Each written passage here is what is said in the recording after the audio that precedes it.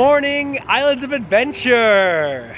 JohnnyJans here, and I welcome to you to day number 42 of this thing that I'm doing.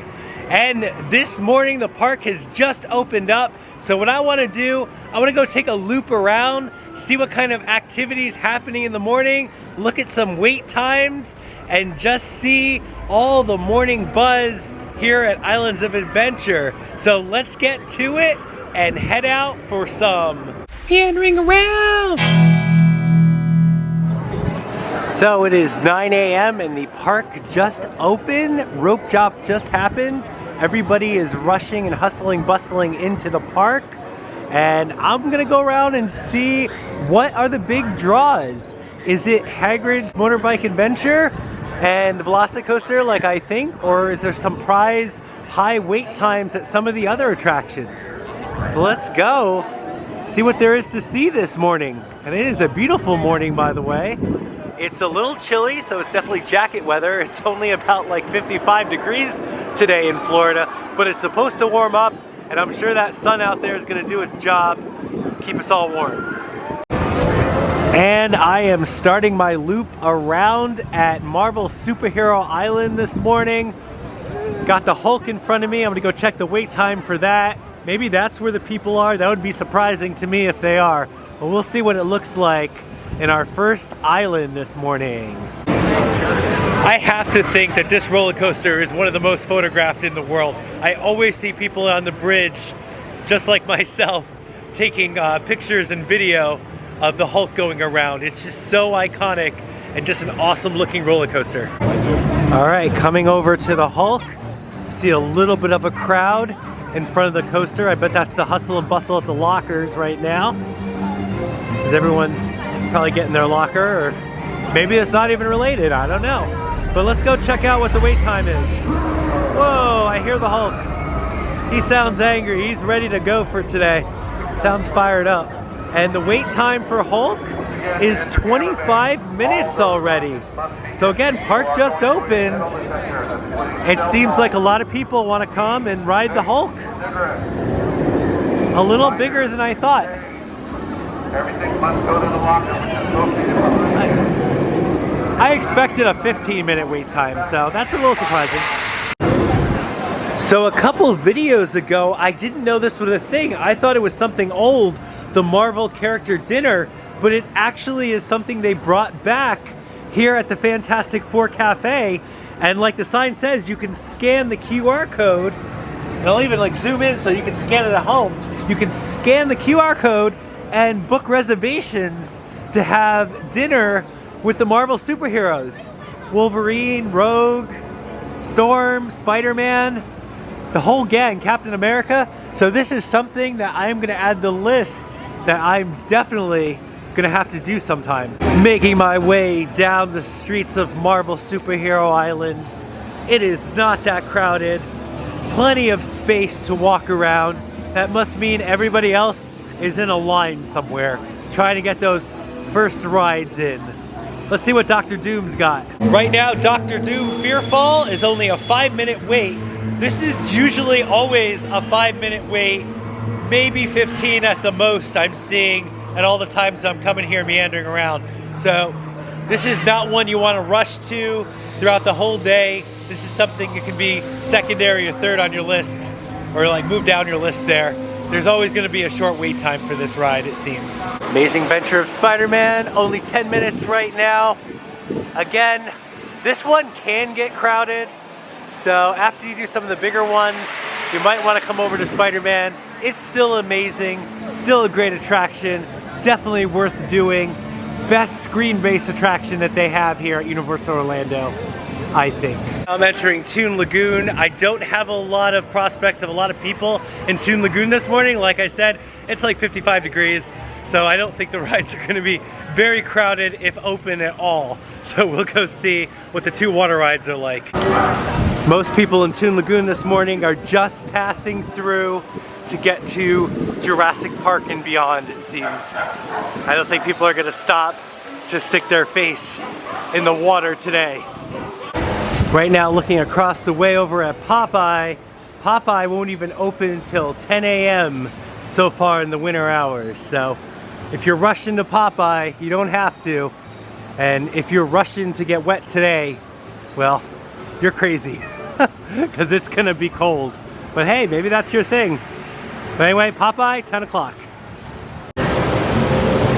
And here we go, we got 5 minutes for Dudley Do-Right's Ripsaw Falls. And I haven't seen a soul on this thing right now. And like I said, it's cold. I don't expect many people are doing this morning, and certainly not rushing to get on Dudley Do-Right. But if it was hot, a normal Florida day or a summer day, you'd bet that there'd probably be a line for this to go get cooled off. Maybe not so much in the morning, but I bet you by 10 o'clock on, this ride would get pretty busy. Reaching the end of Toon Lagoon to the entrance to Jurassic Park. And a long time ago, there used to be a second gate here that welcomed you to Jurassic Park, but not anymore. And I missed that because I love those Jurassic Park gates, but at least we still have one. Thankful for that. So I'm just gonna welcome myself to Jurassic Park going this direction. Welcome me to Jurassic Park. I'd be walking under the gate right now. Skull Island Reign of Kong is already at 20 minutes this morning, which I'm kind of really surprised for a screen-based 3D attraction that so many people are flocking to King Kong this morning. But I think that just shows the power of King Kong, because people sorely miss it at Universal Studios, so they want to go and get their Kong fix. So 20 minutes for King Kong. How about that? I am surprised. But I finally ate yesterday at Predatory Pizza and got my Jurassic Slice. But here's another place I would love to try, Thunder Falls Terrace here in Jurassic Park. The food is not that exciting. It's a lot of barbecue stuff, but inside they have a lot of decorative dinosaur things, like a nice chandelier with dinosaurs, and you can eat over here overlooking the river adventure when it's actually running, still under refurbishment. I think this would be a great place to eat, but I never see this place open. Pteranodon Flyers is at 40 minutes. This is a very high wait time because such low capacity. Only about 4 people can ride at a time. So if you have small kids, because there's a maximum height requirement basically for little kids and their adult accompanying them, you want to hit this ride first. There is no express, and the line gets ridiculously long throughout the day. Like I said, 40 minutes now. That's only going to go up as the day continues. But again, if you have kids, this might be where you want to run first and just get this knocked off the list. It's located in Camp Jurassic, and you're welcome. I'll tell you what, I know it's closed for refurbishment right now, but no matter how cold it is, if this ride was open, I would ride it because it's just that awesome. Jurassic Park River Adventure, the staple attraction here at Jurassic Park. Our first attraction that causes the biggest lines is the Velocicoaster.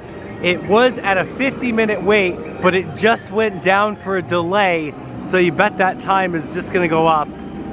Here it comes, and there is nobody on it right now. They are just cycling through, testing it, trying to fix that delay, but it was at a 50-minute wait, so this is definitely one that you want to get to.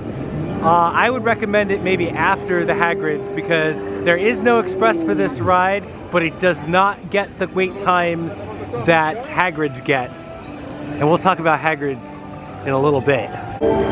Here's the gate that I know and love. Looks like only one fire this morning, but if you want to get the great Jurassic Park effect, walk through the Wizarding World and then around so you get to enter Jurassic Park properly.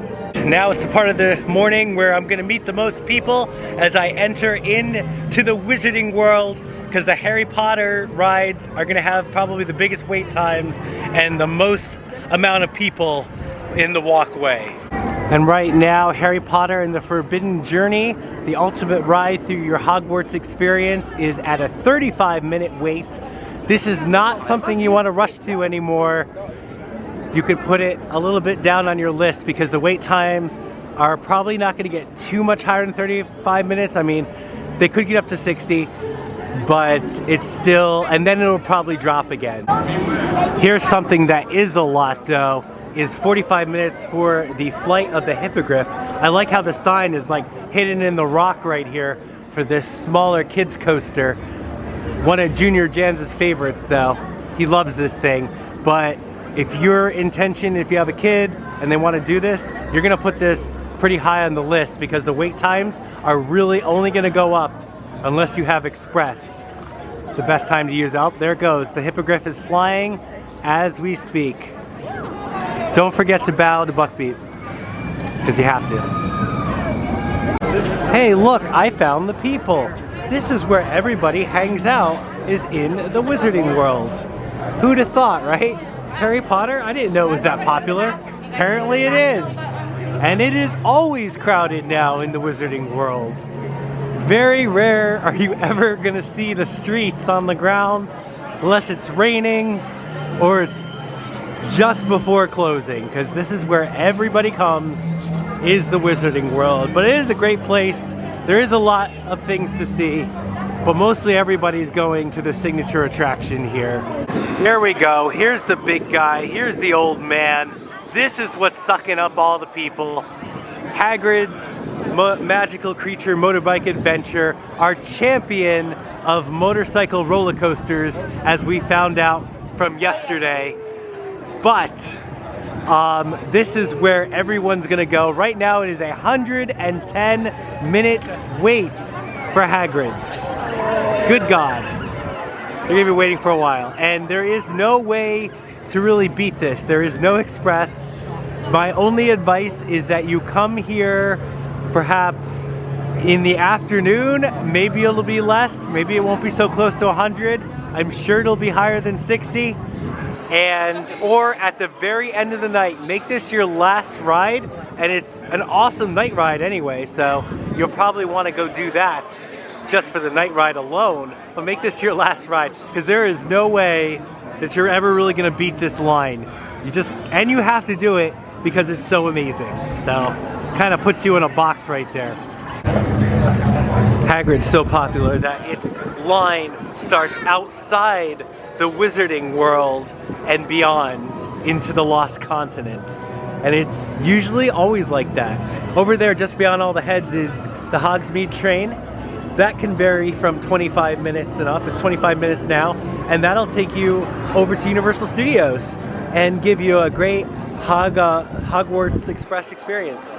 But I am still passing the line to Hagrid's right now. That is all for Hagrid's. I'm walking through my new favorite entrance to the Wizarding World and Lost Continent between these pillars here. I don't know why they're there, but I love it. And we are deep in the Lost Continent, and I mean deep. And Hagrid's line is still here. This is kind of disgusting. This is not the day to ride Hagrid's. And again, I got here when park opens, so everybody is going to this ride, and it is going all the way past the Talking Fountain, on Valentine's Day, all the way past the old Sinbad show and beyond. Well, the fountain's getting a lot of attention today, has a lot of visitors as the queue line wraps around it. I just heard it telling a few jokes. I am really deep right now into the Lost Continent, and I finally found the entrance to Hagrid's. And here we are, looking at the old Sinbad show. There's a giant theater in there, just behind those walls, but here's the entrance to Hagrid's, and there it is, 110 minutes. There's the sign, line starts there. Wow. And you're gonna meander around all the way through the Lost Continent to the Wizarding World before you get even into the official queue for Hagrid's. That's something. And here we are at Poseidon's Fury, and this attraction is open again. It looks like it opens at 10 o'clock today.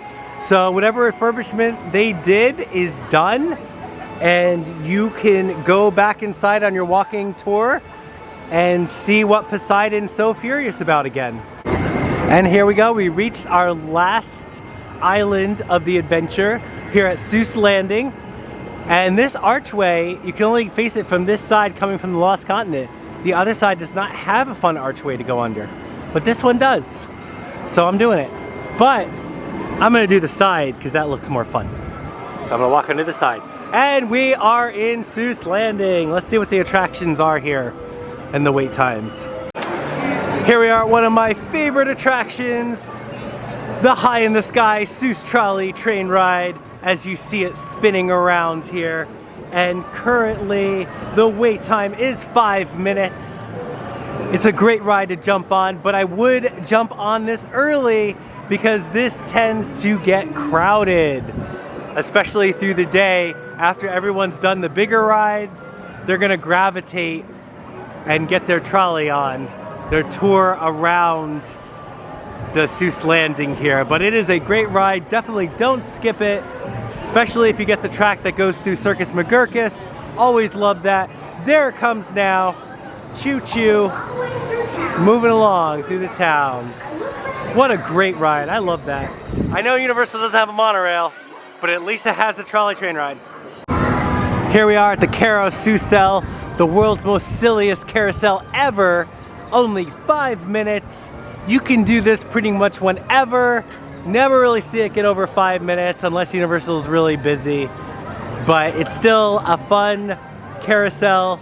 And if they still move, you can make the creatures' heads move or shake or something. Hopefully that works out for you. Or there's a bench, and I like that. Here we got the next attraction at Seuss Landing. One fish, two fish, red fish, blue fish. Right now, only a 5 minutes. This is not a high wait time attraction, but you may get wet, especially if you don't follow the directions. And on a cold day like this, following directions would be key.